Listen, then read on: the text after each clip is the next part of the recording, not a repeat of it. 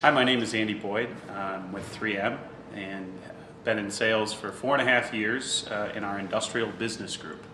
I understand 3M has introduced the Challenger to their industrial sales team.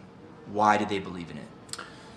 Well, I think because it's one of the most profound sales process, sales training programs of all time, right? And it makes sense to the top 13%.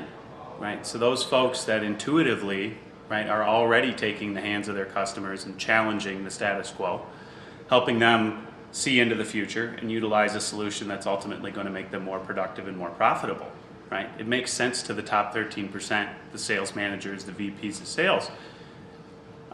So ultimately, they find themselves saying, "Well, I do this and I do that, and my salespeople need to do that," and so I think that's why the belief is there and the concept is there as well. I think the challenge with the Challenger is understanding that you can't just walk in and challenge your customer without creating a connection, a genuine connection. And for the top 13% of salespeople, those folks, the VPs that love the Challenger, they did that intuitively. For me personally, I was doing it intuitively, and it's what helped me elevate my sales to the next level because I could use both of them.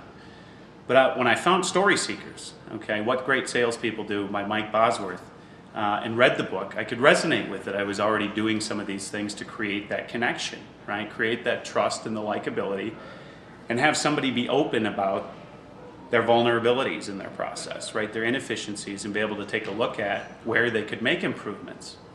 But for those bottom 87% that learn the Challenger, some of my colleagues, it can be very nerve-wracking to challenge any customer, right, as a salesperson. And I think the Challenger really emphasized on not being the relationship seller. And that was very difficult for some people to handle.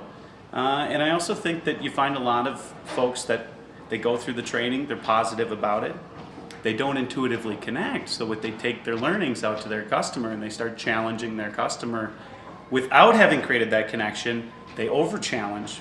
It can have a very negative impact. So by utilizing the two of them, right, by being able to have a simple framework, and Story Seekers is about the emotional connection, creating an emotional connection through stories, storytelling and storytending.